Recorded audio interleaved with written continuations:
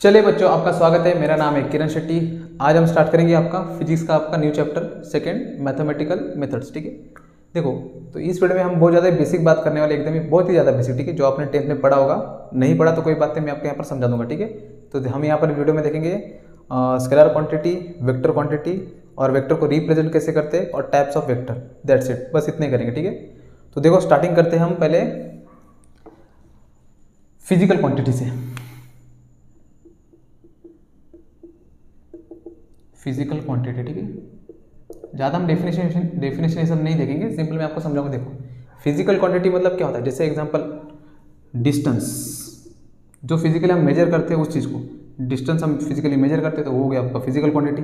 Length आपका physical quantity, वो distance में आ जाएगा। ठीक है, लेंथ आपका फिजिकल क्वांटिटी है। ठीक है, एग्जाम्पल के तौर पर आप स्पीड देख लो, स्पीड भी आपका फिजिकल क्वांटिटी है, वेलोसिटी आपका फिजिकल क्वांटिटी है। ठीक है, तो ये सारे के सारे आपके कौन से क्वांटिटी, आपके फिजिकल क्वांटिटी। ठीक है, अब इसमें होते हैं दो टाइप। ठीक है, इसमें आते हैं आपके दो टाइप। एक होता है आपका स्केलर क्वांटिटी और एक आता है आपका वेक्टर क्वांटिटी।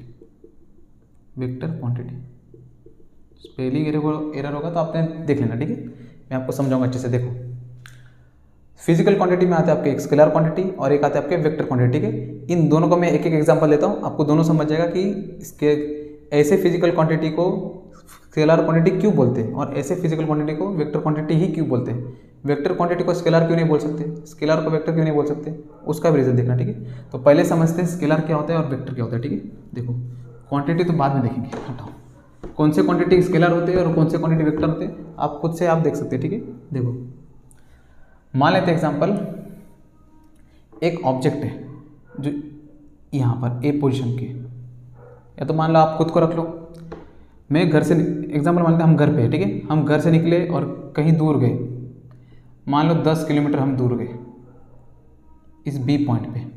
ठीक है, हम गए 10 किलोमीटर दूर और वहीं से हम रिटर्न हो गए, यहाँ पर आ गए। ठीक है, गए हम ए से बी 10 किलोमीटर और फिर से बी से ए हम रिटर्न आ गए 10 किलोमीटर।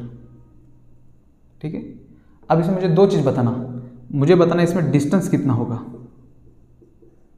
और मुझे बताना डिस्प्लेसमेंट कितना होगा। ये बहुत ही ज़्यादा बेसिक है, मैं आपको बता दूंगा। मैं डायरेक्ट वेक्टर और स्केलर उसके बाद वाला टॉपिक लेने से अच्छा है पहले मैं ये समझा दूं कि आपको वेक्टर और स्केलर एक्चुअली में होता क्या। ठीक है, ये सबसे अच्छा एग्जांपल है समझने के लिए। ठीक है, देखो डिस्टेंस क्या होता है, उस ऑब्जेक्ट ने एक्चुअल कितना पाथ कवर किया है। यहाँ से यहाँ गया 10 और यहाँ से आया 10, तो 10 और 10 कितना हो गया 20, तो टोटल कितना किलोमीटर हो गया आपका 20 किलोमीटर। तो डिस्टेंस उसने कितना कवर किया 20 किलोमीटर। डिस्प्लेसमेंट क्या होता है, डिस्प्लेसमेंट मतलब ये होता है ऑब्जेक्ट मेरा स्टार्टिंग में कहाँ पर था और एंडिंग में मेरा ऑब्जेक्ट कहाँ पर है, उनके बीच का जो भी डिस्टेंस होगा उसको हम लोग कहेंगे डिस्प्लेसमेंट। क्या कहेंगे, डिस्प्लेसमेंट, या तो बोलेंगे shortest distance between initial and final position. Initial position उसका कहाँ पर है, फाइनल पोजीशन उसका कहाँ पर है, उनके बीच का शॉर्टेस्ट डिस्टेंस, उसी को हम लोग क्या बोलेंगे डिस्प्लेसमेंट। अब जरा देखना, स्टार्टिंग में मैं घर पर था, मैं ए से बी गया और बी से रिटर्न ए वापस आ गया, मैं घर पर ही आ गया। मेरा बॉडी पहले भी घर पर था, अब मेरा बॉडी अब भी घर पर ही, तो मेरा जब पोजीशन चेंज ही नहीं हुआ तो मेरा डिस्प्लेसमेंट कितना होगा, बॉडी का कोई डिस्प्लेस ही नहीं हुआ है तो डिस्प्लेसमेंट हो जाएगा 0 किलोमीटर। जबकि मैंने 20 किलोमीटर में ट्रैवल कर चुका हूँ, लेकिन मेरा डिस्प्लेसमेंट कितना है 0 और डिस्टेंस कितना है 20 किलोमीटर। अब देखो डिस्टेंस में आप कहाँ पर गए, यहाँ पर गए, कोई मैटर नहीं करता। आप 10 किलोमीटर चले, आप 10 किलोमीटर यहाँ पर भी गए, तो टोटल डिस्टेंस कितना हो गया 20 किलोमीटर। लेकिन डिस्प्लेसमेंट देखो, आप 10 चले तो इसको मैं प्लस ले लेता हूँ, आप घर से दूर गए, चलो प्लस छोड़ो, घर से दूर गए तो -10 लेता हूँ, दूर जा रहे हो। अब घर के पास आ रहे हो तो मैं +10 ले लेता हूँ। अब दोनों को प्लस कर लो, -10 +10, ये माइनस और प्लस क्या दिखा रहा है, डायरेक्शन की तरफ। ठीक है, माइनस मतलब दूर गए, मतलब उस डायरेक्शन में, यहाँ पर आ रहे जैसे प्लस का डायरेक्शन ले रहे हो, तो ये प्लस माइनस हम डायरेक्शन दिखा रहे हैं। ठीक है, तो -10 +10 कितना हो गया आपका 0, इसलिए डिस्प्लेसमेंट कितना आ गया 0। अब देखो ऐसी क्वांटिटी जिसको डिस्क्राइब करने के लिए, मीन्स इसको जिसको दिखाने के लिए, ठीक है, समझने के लिए वहाँ पर आपको डायरेक्शन की जरूरत पड़ती हो, उस क्वांटिटी को हम लोग बोलेंगे वेक्टर क्वांटिटी। वेक्टर क्वांटिटी, ठीक है। जो भी फिजिकल क्वांटिटी जिसको दिखाने के लिए समझने के लिए हमें डायरेक्शन की जरूरत पड़ती हो, सिंपल उसको हम लोग क्या बोल देंगे, वेक्टर क्वांटिटी। और ऐसी फिजिकल क्वांटिटी जिसको डायरेक्शन से कोई लेना देना ही नहीं है, उसको हम लोग बोल देंगे स्केलर क्वांटिटी। ठीक है, देखो सिंपल, जो डायरेक्शन, ऐसी फिजिकल क्वांटिटी जो डायरेक्शन के ऊपर डिपेंड करती है उसको बोलेंगे वेक्टर क्वांटिटी, जो डायरेक्शन के ऊपर डिपेंड नहीं करती उसको हम लोग बोलेंगे स्केलर क्वांटिटी। इसमें कौन कौन सा एग्जांपल आ जाएगा, देखो इसमें आ जाएगा आपका मास, मास आपका स्केलर क्वांटिटी, अब कहीं पर भी जाओ आपका चेंज नहीं होगा। ठीक है, मास आपका स्केलर क्वांटिटी है, डायरेक्शन में मैटर नहीं करता। ठीक है, मास हो गया आपका, डिस्टेंस हो गया आपका, स्पीड, देखो स्पीड भी आपका स्केलर क्वांटिटी है, टेम्परेचर क्या है आपका, स्केलर क्वांटिटी है। ठीक है, डेंसिटी आपका स्केलर क्वांटिटी है। ठीक है, वेक्टर में देखो क्या हो जाएगा, वेक्टर पहले तो डिस्प्लेसमेंट आपका वेक्टर क्वांटिटी है, यहाँ पर स्पीड है तो यहाँ पर हो जाएगा आपका वेलोसिटी। आपको फॉर्मूला पता होगा तो displacement upon time velocity, distance upon time आपका स्पीड, डिस्प्लेसमेंट हो गया, वेलोसिटी हो गया आपका, फोर्स देख लो, ये सब आपकी कौन सा क्वांटिटी है, वेक्टर क्वांटिटी। ये सब के सब आपके फिजिकल क्वांटिटी है, लेकिन डिस्प्लेसमेंट, वेलोसिटी, फोर्स ये आपके वेक्टर क्वांटिटी है। मास, स्पीड, टेम्परेचर, डेंसिटी आपका स्केलर क्वांटिटी। ठीक है, सिंपल अपने ध्यान में क्या रखना, ऐसी फिजिकल क्वांटिटी जो डायरेक्शन के ऊपर डिपेंड करती है उसको हम लोग बोलेंगे, जिसको लिखने के लिए हमें डायरेक्शन की जरूरत पड़ती है उसको बोलेंगे वेक्टर क्वांटिटी, जिसको लिखने के लिए हमें डायरेक्शन की जरूरत नहीं पड़ती उसको हम लोग बोलेंगे स्केलर क्वांटिटी। ठीक है, ये रहा उसका एग्जाम्पल। तो चलिए ये तो आपको पता चल गया। अब हम देखेंगे वेक्टर को लिखते कैसे है। ठीक है, इस वेक्टर क्वांटिटी को हम लिखते कैसे, ठीक है वो देखो, इसे करते इरेज। ठीक है, देखो चलिए अब वेक्टर क्वांटिटी हम लिखेंगे, लेकिन कैसे लिखेंगे। ठीक है, देखो हम वेक्टर को लिखते कैसे, तो वो देखो, मान लो मेरा ऑब्जेक्ट यहाँ पर है और मैं यहाँ से यहाँ पर गया, तो ये P है, P छोड़ो, A से B गया, तो मैं कैसे लिखूंगा, A से B गया 10 किलोमीटर। ठीक है, एग्जाम्पल के तौर पे। ठीक है, तो मैं इसे कैसे लिखूंगा, वेक्टर सिंपल A और B लिखूंगा और ये हो जाएगा मेरा वेक्टर AB। क्या हो जाएगा आपका, AB। तो AB वेक्टर, तो इसे हम बोलते हैं टेल और इसे हम लोग क्या बोलते हैं, हेड। क्या बोलते हैं, हेड। इस वेक्टर का ये है टेल और इस वेक्टर का ये है हेड। अगर मैं A से B ट्रैवल कर रहा हूँ तो मैं कैसे लिखूंगा, A को लिखूंगा टेल पे और B को लिखूंगा हेड पे, मतलब मीन्स मेरा डिस्प्लेसमेंट A से B हुआ है तो कितना किलोमीटर हुआ, 10 किलोमीटर। तो मैं लिखूंगा कैसे, दिखाऊंगा मैं A से B एरो और लिखना रहूँगा तो मैं लिखूंगा AB उसके ऊपर एरो, मीन्स आपका 12। अब जरा यहाँ पर देखना, कोई भी वेक्टर क्वांटिटी बनता कैसे है, वेक्टर बनता है, वेक्टर कैसे बनता है, तो वेक्टर बनता है मैग्नीट्यूड। अब आपके लिए नया भी होगा, बहुत सारे बच्चों को पता नहीं होता। ठीक है, magnitude into direction. Scalar quantity खाली डिपेंड करता है मैग्नीट्यूड पे। जैसे कि एग्जांपल मैं लिखूंगा 3 मीटर पर सेकेंड, ये मैंने लिखा है स्पीड। क्या लिखा है मैंने, स्पीड। अब कौन से डायरेक्शन में गया कोई मैटर नहीं करता, लेकिन मैं लिख रहा हूँ वेलोसिटी 3 मीटर पर सेकेंड वेस्ट में, तो यहाँ पर मैटर करता है। तो मैंने ये 3 जो लिखा है ये हो गया मैग्नीट्यूड, ये जो मैंने वेस्ट लिखा है ये हो गया मेरा डायरेक्शन। मेरे बॉडी का कोई भी ऑब्जेक्ट का जो वेलोसिटी है वो 3 मीटर पर सेकेंड है, कहाँ पर, वेस्ट डायरेक्शन में। तो ये हो गया आपका नंबर, हो गया आपका मैग्नीट्यूड, और ये जो आपका वेस्ट है वो क्या हो गया आपका डायरेक्शन। तो वेक्टर को लिखते कैसे, मैग्नीट्यूड और डायरेक्शन के साथ में। तो ए बी है, तो देखो ये रहा आपका ए बी वेक्टर। इस ए बी वेक्टर को मुझे चाहिए मैग्नीट्यूड। अब देखो मैग्नीट्यूड कैसे निकलते हैं, सिंपल मॉड में डाल देना इस ए बी वेक्टर को, तो ये हो जाएगा इसका मैग्नीट्यूड। और डायरेक्शन के लिए कोई भी आपका, जैसे मान लो एग्जांपल इसका डायरेक्शन मान लो वेस्ट है, तो यहाँ पर लिख दिया वेस्ट। ठीक है, या तो मान लो नॉर्थ है तो लिख दिया हमने नॉर्थ। तो अभी मैं खाली मोटा मोटा आपको बता रहा हूँ कि ये लिखना है, लिखते कैसे। ठीक है, मैं आपको बताऊंगा कि एक्चुअली में ये कैसे लिखते हैं। ठीक है, हमें आपको जब हम लोग यहाँ पर पढ़ेंगे टाइप्स ऑफ वेक्टर तब मैं आपको समझा दूंगा। ठीक है, अभी सिर्फ इतना ध्यान मेरे को, अगर मेरा कोई मेरा बॉडी है, अगर ए से बी डिस्प्लेस हो रहा है तो हम लिखेंगे कैसे, उसको कैसे बताएंगे। ए से बी हम करके एरो करके दिखा देंगे, ए हो जाएगा हमारा टेल, बी हो जाएगा हमारा हेड। लिखेंगे कैसे, ए बी वेक्टर। वेक्टर लिखते कैसे, उसमें होता है मैग्नीट्यूड और होता है हमारा डायरेक्शन। स्केलर में आपका सिर्फ ओनली होता है मैग्नीट्यूड। जैसे एग्जांपल ये देखो, स्पीड हो गया 3 मीटर पर सेकेंड, यहाँ पर डायरेक्शन एब्सेंट है। वेलोसिटी क्या है, 3 मीटर पर सेकेंड वेस्ट में। 3 जो हमारा ऑब्जेक्ट है 3 मीटर पर सेकेंड से ट्रैवल तो कर रहा है, लेकिन कौन से डायरेक्शन में, वेस्ट के डायरेक्शन में। वेक्टर को लिखेंगे A B vector, magnitude means इसको लिख देंगे मॉड में, इनटू इसका डायरेक्शन क्या है तो वेस्ट है तो वेस्ट लिख देंगे, तो नॉर्थ है तो नॉर्थ, या तो मैं मान लो मैं ऐसे लिख दूंगा नॉर्थ, तो ये हो गया इसका मैग्नीट्यूड और ये हो गया इसका डायरेक्शन। ठीक है, चलिए पढ़ते हैं टाइप्स ऑफ वेक्टर, उसमें आपको समझ आएगा। ठीक है, देखो कितने टाइप्स के वेक्टर है, ऐसे तो बहुत सारे हो सकते हैं, कोई नंबर के फॉर्म में तो है नहीं, लेकिन फिर भी जो इंपॉर्टेंट है वो देख लो कौन से। ठीक है, देखो तो कौन से पढ़ेंगे, तो पहला तो देख लो, पहला हम पढ़ लेंगे जीरो वेक्टर, दूसरा हम पढ़ लेंगे जीरो वेक्टर तो हो गया, दूसरा देख लो फर्स्ट हो गया आपका जीरो वेक्टर, पैरेलल वेक्टर, पहले तो देख लो इक्वल वेक्टर, नहीं पैरेलल देखो क्योंकि वो इक्वल वेक्टर समझने में थोड़ा आसान होगा। ठीक है, पैरेलल वेक्टर,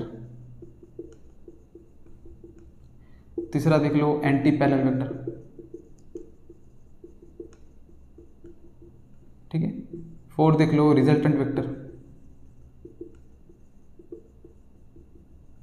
फिफ्थ देख लो 1 2 3 4 हो गया, फिफ्थ क्या कर लेंगे हम इक्वल वेक्टर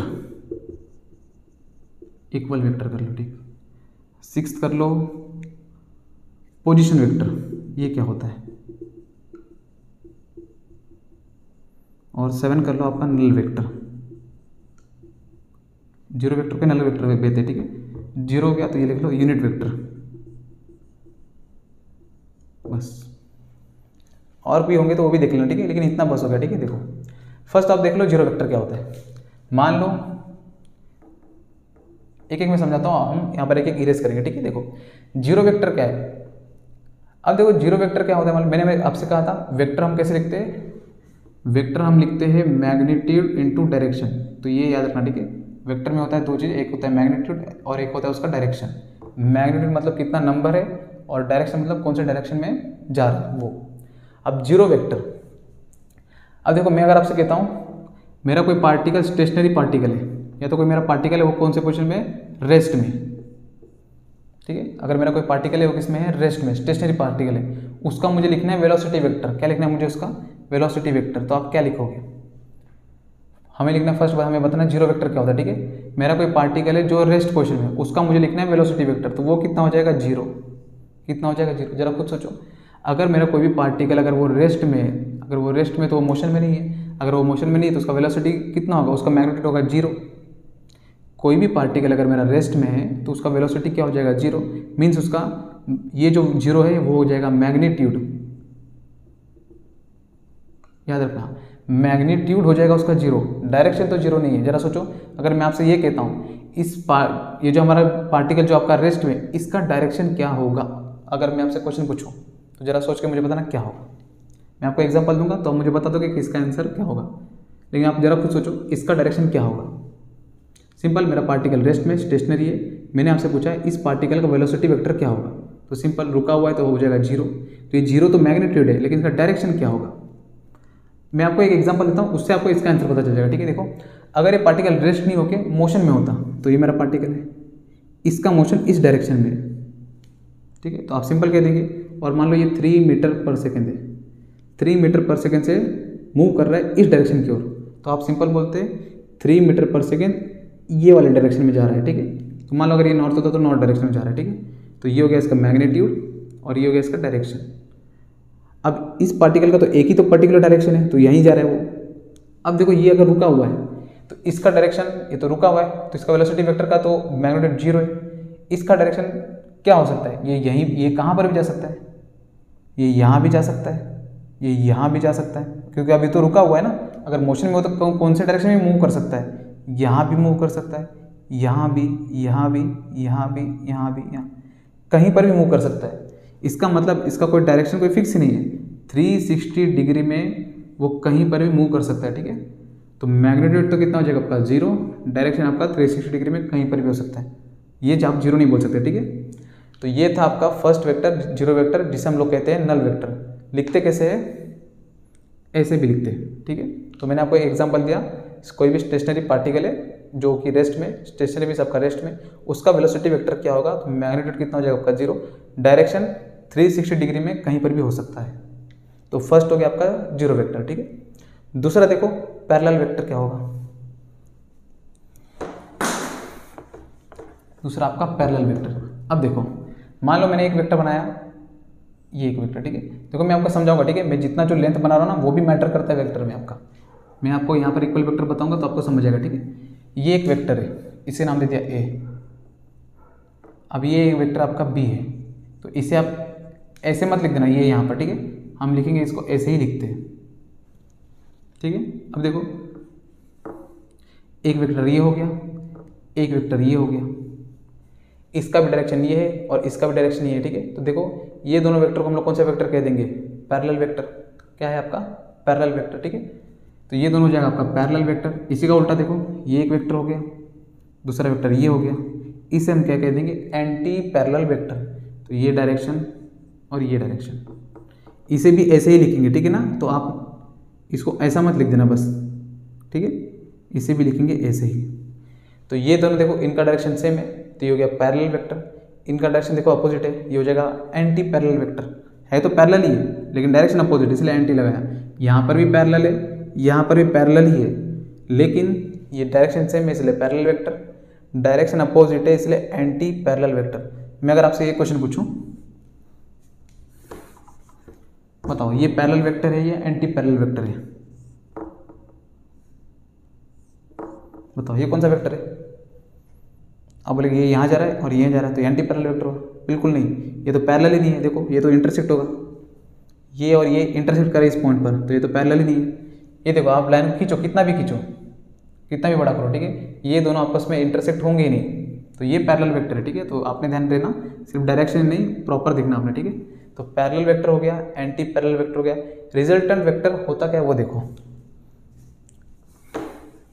जैसे एग्जांपल, दो एग्जांपल दूंगा, ठीक है, रिजल्टेंट वेक्टर का, ठीक है। मान लो एक ये वेक्टर है जो है 3 मीटर और ये दूसरा वेक्टर है जो है 2 मीटर।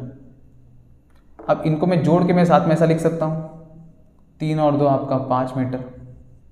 ये ए वेक्टर, ये बी वेक्टर, इनको जोड़ा मैंने तो ये मुझे मिला सी वेक्टर।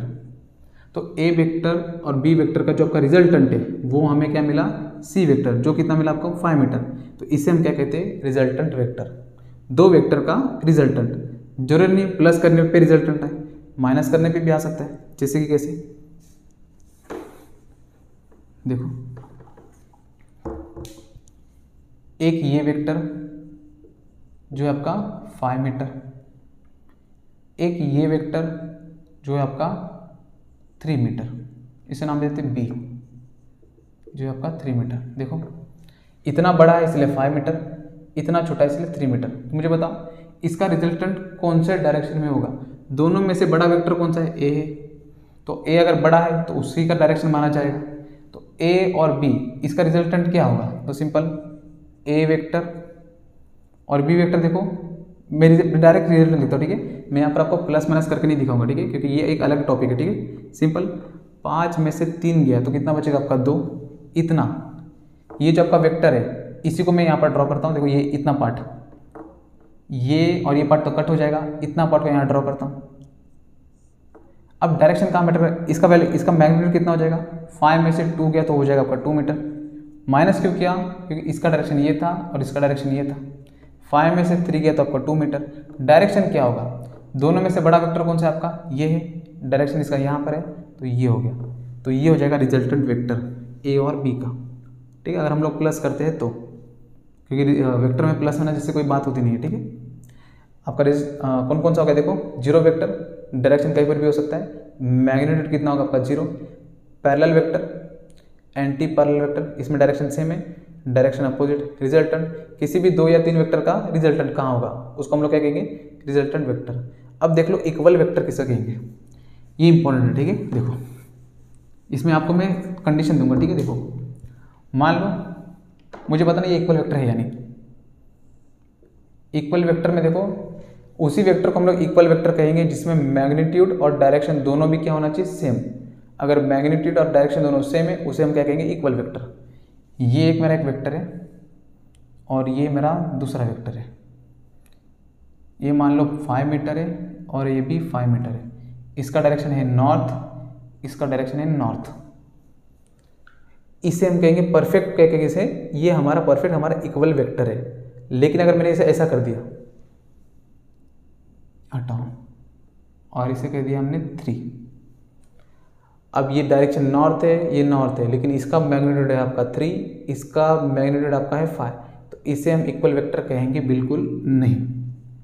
इक्वल वेक्टर हम उसे ही कहेंगे जिसमें मैग्नीट्यूड और डायरेक्शन दोनों भी क्या होना चाहिए आपका? Same, exact.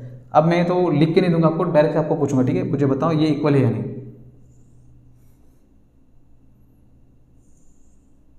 बताओ ये वेक्टर आपका इक्वल है या नहीं? डायरेक्शन तो सेम है, जरा मैग्नीट्यूड देखना, इसका लेंथ यहाँ से लेके यहाँ तक है, इसका लेंथ यहाँ से लेके यहाँ तक है, तो लेंथ मैग्नीट्यूड तो आपका यहाँ पर सेम नहीं है, मैग्नीट्यूड आपका यहाँ पर सेम नहीं है, तो ये इक्वल वेक्टर नहीं है। ये पूरा एरो यहाँ तक होना चाहिए था। मैंने आपको डिस्प्लेसमेंट दिया है आपको, ठीक है, एक ऑब्जेक्ट का। तो सिंपल याद रखना, इक्वल वेक्टर किसे कहेंगे? जिसका मैग्नीट्यूड और डायरेक्शन दोनों क्या होना चाहिए आपका? सेम। मान लो मैं किसी बॉडी का डिस्प्लेसमेंट देता हूँ आपको, यहाँ से यहाँ एक है और यहाँ से यहाँ दूसरा, ये आपका 5 मीटर है और ये भी आपका 5 मीटर है। एक का डिस्प्लेसमेंट यहाँ से वहाँ हो रहा है और दूसरे का डिस्प्लेसमेंट यहाँ से यहाँ हो रहा है, ठीक है? अब मुझे बताओ ये वेक्टर आपका इक्वल है या नहीं? तो जरा सोचो, बिल्कुल नहीं। देखो मैग्नीट्यूड तो आपका सेम है, लेकिन डायरेक्शन देखो, इसका डायरेक्शन यहाँ पर है। मान लो अगर ये हमारा नॉर्थ हुआ तो ये हो जाएगा हमारा साउथ, तो ये नॉर्थ में जा रहा है और ये साउथ में जा रहा है, तो डायरेक्शन आपका अलग है, तो वेक्टर आपका इक्वल है ही नहीं। ये वेक्टर देखो, मैं बराबर ड्रॉ करूँ इस टाइप से, लो, तो ये वेक्टर आपका इक्वल, मान लो ये स्ट्रेट लाइन है, ठीक है, और इन दोनों का एंड पॉइंट यहीं पर है, ये स्ट्रेट लाइन, ठीक है, प्रॉपर। तो देखो ये वेक्टर इक्वल है यानी बिल्कुल, इसका डायरेक्शन सेम है, मैग्नीट्यूड आपका सेम है, तो ये हो गया आपका इक्वल वेक्टर, ठीक है। तो जीरो हो गया, पैरेलल हो गया, एंटी पैरेलल हो गया, रिजल्टेंट हो गया, इक्वल हो गया। पोजीशन वेक्टर देख लो, पोजीशन वेक्टर क्या होता है मान लो।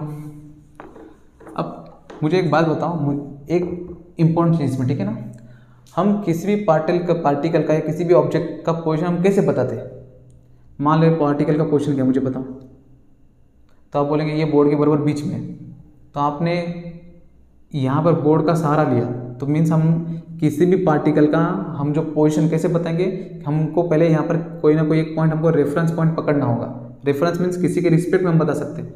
हम बोलेंगे ये 6 के इतने दूर है, ये 3 के इतने पास है, ये 1 के इतने दूर है, तो देखो रेफरेंस पॉइंट चेंज हो रहा है तो पोजीशन चेंज हो रहा है। यहाँ से इतना दूर है, 3 से इतना पास है, 1 से थोड़ा दूर है, तो मीन्स हमको किसी भी पार्टिकल का अगर हमको पोजीशन देखना है तो पहले हमको रेफरेंस पॉइंट पकड़ना होगा, ठीक है। तो सिंपल देखो, हम यहाँ पर रेफरेंस पॉइंट पकड़ेंगे ओरिजिन, एग्जाम्पल के तौर पे। तो मान लो 2D के इसमें, हाँ 2D देख रहे हैं, ये हो गया आपका y एक्सिस, ये हो गया आपका x, इसे पकड़ लेंगे ओरिजिन O। मान लो मेरा कोई पार्टिकल है जो यहाँ पर है, तो ओरिजिन से लेके इसे ड्रॉ कर लो, इस पार्टिकल को नाम में P दे देते, ठीक है, यहाँ से लेके P, तो ये हो गया आपका P। तो OP वेक्टर, इसे हम क्या कह देंगे? पोजीशन वेक्टर, ठीक है। हमने रेफरेंस क्या पकड़ा? ओरिजिन से, ठीक है। मान लो इसको मैंने नाम दे दिया R वेक्टर, तो OP इज इक्वल टू क्या हो जाएगा? R vector. तो R वेक्टर क्या हो जाएगा? OP का पोजीशन वेक्टर। इस पार्टिकल का पोजीशन वेक्टर क्या हो जाएगा? R वेक्टर या तो OP वेक्टर। ओरिजिन से कितने दूरी पर है उसको हम लोग क्या कह देंगे? Position vector. ओरिजिन से उसका पोजीशन कहाँ पर है, ठीक है। तो ये हो गया आपका पोजीशन वेक्टर, ठीक है। अब लास्ट में देखेंगे हम यहाँ पर यूनिट वेक्टर। अब देखो ये इंपॉर्टेंट है आपका, ठीक है, यूनिट वेक्टर। देखो यूनिट वेक्टर किसे कहेंगे? ऐसे वेक्टर को, ऐसे हमारा जो वेक्टर है जिसका मैग्नीट्यूड क्या है आपका, नहीं तो आप ऐसे भी कह सकते हो, ऐसा जो वेक्टर जो जीरो वेक्टर नहीं है, जो जीरो वेक्टर आपका नहीं है, जिसका मैग्नीट्यूड क्या हो आपका? 1, क्या हो आपका? 1। यूनिट का मतलब ही होता है 1, ठीक है। जैसे मान लो आपका ये एक वेक्टर है, इसका यूनिट पार्ट मैंने कट करके यहाँ निकाल लिया, ये 1 है, ये पूरा मान लेते एग्जाम्पल 100 है, इसका मैंने यूनिट पार्ट करके यहाँ पर निकाला, ठीक है। तो यूनिट पार्ट मतलब ये तो हो गया 1। अब देखो इस वेक्टर से क्या पता चल रहा है आपको, ठीक है, मैग्नीट्यूड तो छोड़ दो, ठीक है, मैग्नीट्यूड आप यहाँ पर छोड़ दो। यूनिट वेक्टर से मुझे ये पता चलता है, मैग्नीट्यूड का मुझे तो कोई पता नहीं चला, ठीक है, लेकिन मुझे ये पता चला यूनिट वेक्टर से कि इसका डायरेक्शन और इसका डायरेक्शन क्या है? सेम है। इस वेक्टर का, पूरे वेक्टर का डायरेक्शन, इसका डायरेक्शन क्या है आपका? सेम। कोई भी पार्ट आप कट करके निकाल लो, इसका यूनिट पार्ट यहाँ से कट करके यहाँ निकालता हूँ, यूनिट मीन्स आपका 1 होना चाहिए बस। तो कहीं पर भी आप यूनिट वेक्टर काटो तो देखो उसका डायरेक्शन क्या होगा आपका? सेम। तो यूनिट वेक्टर का काम ही होता है कि किसी भी वेक्टर क्या दिखाना? डायरेक्शन दिखाना, ठीक है। तो ये जो डायरेक्शन दिखाते हैं, ठीक है, यहाँ पर, तो उसे हम लोग क्या कहते हैं? Unit vector. क्या कहते हैं? Unit vector. लिखते कैसे वो भी देख लो। मान लो एग्जांपल, अब याद रखना यूनिट वेक्टर वन हो आपका जीरो वेक्टर होगा ऐसा नहीं है, ठीक है। नॉन जीरो वेक्टर को हम लोग कहेंगे यूनिट वेक्टर, जिसका मैग्नीट्यूड आपका कितना होना चाहिए 1। जैसे एग्जांपल मान लो हमने वहां पर लिखा था वेलोसिटी वेक्टर, ऐसे लिखा था, ठीक है। मैग्नीट्यूड ऑफ v लिखेंगे। अब इसके यूनिट वेक्टर को इसका जो डायरेक्शन दिखाएंगे उसे मान लेंगे एग्जांपल v कैप, ऐसे दिखा लेते हैं चलो, v कैप। तो देखो ये हो जाएगा आपका वेक्टर। अभी आप सीख रहे हैं, ठीक है ना, मैं आपको बताऊंगा कि किसे क्या क्या कहते हैं, ठीक है। ये हो जाएगा इस वेलोसिटी वेक्टर का मैग्नीट्यूड, मीन्स आपका नंबर, और इसे हम कह देंगे यूनिट वेक्टर। क्या कह देंगे हम इसे? Unit vector. यूनिट वेक्टर मतलब होगा क्या, देखो सिंपल, ऐसे वेक्टर को हम लोग बोलेंगे यूनिट वेक्टर जो क्या करेगा, उस वेक्टर का क्या दिखाएगा आपको, सिर्फ डायरेक्शन। क्या दिखाएगा आपको? डायरेक्शन। तो ये हो जाएगा इसका डायरेक्शन। सिंपल इसको यूनिट में लिखेंगे, इसे हम लिख देंगे यहाँ पर डायरेक्शन। इसका काम ही होता है क्या दिखाना? डायरेक्शन दिखाना। क्या दिखाना? डायरेक्शन दिखाना, ठीक है। इसका काम क्या होता है आपका? डायरेक्शन दिखाना। तो ये हो गया आपका वेक्टर, ये हो गया उसका मैग्नीट्यूड, और ये हो गया आपका डायरेक्शन, ठीक है। यूनिट वेक्टर का वैल्यू क्या, इसका मतलब क्या होगा, जिसका मैग्नीट्यूड कितना होना चाहिए आपका? 1। कितना होना चाहिए आपका? 1, ठीक है। अब देखो अगर इसकी वैल्यू 1 हो गई और ये आपका v, जो भी आपका v कैप है, हम लोग उसको a b c कुछ भी बोल सकते हैं, ठीक है। तो ये तो हो गया आपका डायरेक्शन हो गया, ठीक है। अब एक क्वेश्चन मैं आपसे पूछता हूँ, ठीक है, देखो ये और थोड़ा क्लियर हो जाएगा, ठीक है। अब मान लो मेरा कोई एक वेक्टर है आपका ए बी वेक्टर, ठीक है। मुझे इसका यूनिट वेक्टर निकाल के दिखाओ। तो मान लो ए बी वेक्टर है, तो इसका ए बी वेक्टर का मैग्नीट्यूड, ठीक है। इसका मैं लिखता हूँ डायरेक्शन, जिसमें मान लो तो एग्जांपल इसका यूनिट वेक्टर लिखता हूँ के लिख लेता हूँ, चलो के क्या कुछ भी लिख सकते हैं अभी समझाने के हिसाब से, ठीक है। तो इसका यूनिट वेक्टर क्या हो जाएगा? ए बी बार अपॉन, इसको नीचे भेज दो, मैग्नीट्यूड अपॉन किसका मैग्नीट्यूड? इसी वेक्टर का मैग्नीट्यूड, ठीक है। ये हो जाएगा आपका यूनिट वेक्टर के बराबर, ठीक है। सिंपल आपने याद रखना है यूनिट वेक्टर का काम क्या होता है, इसका काम क्या होता है? सिर्फ डायरेक्शन दिखाना। कोई भी यूनिट लेंथ काट दो और उसका काम क्या होता है? सिर्फ डायरेक्शन दिखाना। तो ये हो जाएगा आपका यूनिट वेक्टर, ठीक है। अब देखो हम क्या काम करेंगे, हमें जो दिखता है वो 3D स्ट्रक्चर, ठीक है। तो 3D स्ट्रक्चर मीन्स आपका हो जाएगा एक्स एक्सिस, वाई एक्सिस और जेड एक्सिस, ठीक है। तो उसे हम लोग कैसे लिखेंगे, ठीक है, वो देख लो। उसे हम कैसे लिखेंगे, ठीक है। मान लो एग्जांपल ये लिख लेते हैं, ठीक है ना। ये हो गया आपका एक्स, ये हो गया आपका वाई और ये हो गया आपका जेड, ठीक है। तीनों के लिए हम यहाँ पर यूनिट वेक्टर हम लिखेंगे, ठीक है। देखो चलो एक्स डायरेक्शन को दिखाने के लिए हम लोग यूज करेंगे यूनिट वेक्टर को आई से, आई कैप। वाई एक्सिस को दिखाने के लिए हम लोग यूज करेंगे यूनिट वेक्टर आपका जे कैप, और आपका जो जेड डायरेक्शन इसको दिखाने के लिए हम लोग यूज करेंगे आपका के कैप। क्या लिखेंगे हम यहाँ पर? के कैप। तो आई हो जाएगा unit vector of x axis, j हो जाएगा आपका unit vector of y axis, k हो जाएगा आपका unit vector of z axis, ठीक है। तो ये दिया गया, आपने भी ऐसे लिखना, ठीक है। तो आपने बोलेंगे एक्स को आप सारा एक्स लिख सकते हैं, कि इतना कंफ्यूज कर रहे हो, ठीक है। तो टेक्स्ट बुक में दिया गया आपने ऐसे लिखना, ठीक है, सिंपल। आई हमारा यूनिट वेक्टर है किसका? एक्स एक्सिस का। जी हमारा यूनिट वेक्टर है किसका? वाई एक्सिस का। के हमारा यूनिट वेक्टर किसका? आपका जेड एक्सिस का, ठीक है। अब देखो मैं किसी पार्टिकल का आपको डिस्प्लेसमेंट दिखाता हूँ, ठीक है। जैसे मान लो आपका कोई ऑब्जेक्ट है, ए वेक्टर है, ठीक है। अगर मैं लिखता हूँ यहाँ पर वेलोसिटी वेक्टर लिखता हूँ, चलो मैं लिखता हूँ वेलोसिटी वेक्टर, लो किसी पार्टिकल का वेलोसिटी लिखता हूँ, ठीक है। लिखता हूँ मैं 3i cap plus 4j cap plus 3k cap. अब मुझे बताना i j k, ये तो यूनिट वेक्टर है। i x डायरेक्शन को दिखाता है, j y डायरेक्शन को दिखाता है और k z डायरेक्शन को दिखाता है, ठीक है। देखो इस पार्टिकल का वेलोसिटी वेक्टर मैंने ये लिखा हुआ है, इसका मतलब क्या है? इस पार्टिकल का वेलोसिटी x डायरेक्शन में है 3 मीटर पर सेकेंड, इस पार्टिकल का वेलोसिटी y डायरेक्शन में है 4 मीटर पर सेकेंड, इस पार्टिकल का वेलोसिटी z डायरेक्शन में है 3 मीटर पर सेकेंड। इसका रिजल्टेंट जो भी होगा वो वहां पर जाएगा, ठीक है। मीन्स इस पार्टिकल की वेलोसिटी 3 डायमेंशन में कहाँ पर है वो ये दिखाता है वेक्टर, ठीक है। तो x को दिखाने के लिए i हमारा यूनिट वेक्टर है, y एक्सिस को दिखाने के लिए आपका z आपका j आपका यूनिट वेक्टर है, और z एक्सिस को दिखाने के लिए आपका k आपका क्या है? यूनिट वेक्टर, ठीक है। तो ये आपको क्लियर हो गया होगा। पेपर में आपको क्या पूछता है? सिंपल कोई भी एक वेक्टर दे देगा, बोलेगा 3i plus 4j plus 3k cap, ठीक है। मुझे इसका यूनिट वेक्टर फाइंड करके दिखाओ। तो बताओ ए बार, ये हो जाएगा आपका ए बार मीन्स आपका ए वेक्टर उसका मैग्नीट्यूड, और यहाँ पर लिखता हूँ ए कैप, तो ये हो जाएगा आपका यूनिट वेक्टर, ठीक है। इसकी वैल्यू निकालनी है, तो ये तो आपको गिवन है, बस इसका क्या निकालना है आपको मैग्नीट्यूड। वो कैसे निकालना है तो हम करेंगे नेक्स्ट लेक्चर में, ठीक है, क्योंकि हम यहाँ पर देख रहे हैं ओनली टाइप्स ऑफ वेक्टर, ठीक है। तो कैसे सॉल्व करना है मैं आपको बता दूंगा, ठीक है। सिंपल हमने देखो क्या क्या देखा, जीरो वेक्टर लिखते कैसे, 0 बार लिख देना बस। इसका डायरेक्शन होता है 360 डिग्री में कहीं पर भी। पैरेलल वेक्टर दोनों का डायरेक्शन सेम होगा, anti parallel vector direction opposite होगा।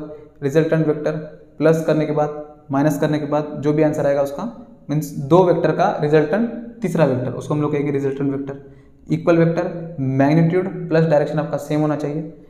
पोजीशन वेक्टर किसी भी रेफरेंस पॉइंट पे मीन्स ओरिजिन से लेके उस कोई भी हमारा जो पॉइंट पार्टिकुलर होगा वहाँ से लेके वहाँ तक का उसका पोजीशन कितना है उसे हम क्या कहेंगे, पोजीशन वेक्टर। आप किसी भी पार्टिकुलर पोजीशन कहीं से भी दिखा सकते हो, बस आपका रेफरेंस पॉइंट आपका वहाँ पर मेंशन होना चाहिए, ठीक है। यूनिट वेक्टर, अब यूनिट वेक्टर क्या होता है, इसका एक ही काम होता है, कोई भी वेक्टर का डायरेक्शन दिखाना, उसे हम लोग क्या कहते हैं, यूनिट वेक्टर। इसका मैग्नीट्यूड कितना होता है तो वो होता है आपका 1। यूनिट वेक्टर का मैग्नीट्यूड कितना होता है तो वो होता है आपका 1। सिंपल, मान लो अगर हमारा ये यूनिट वेक्टर है तो इसकी वैल्यू कितनी हो जाएगी 1। यूनिट वेक्टर का मैग्नीट्यूड कितना होता है आपका 1। तो ये था आपका इंट्रोडक्शन पार्ट, ठीक है। तो जो आपका नेक्स्ट जो आपका टॉपिक है कि दो वेक्टर को आप ऐड कैसे करते हो, सब्ट्रैक्ट कैसे करते हो, मल्टीप्लाई डिवाइड कैसे करते हो, तो वो हम देखेंगे, ठीक है। तो मिलते हैं नेक्स्ट वीडियो में। जय हिंद।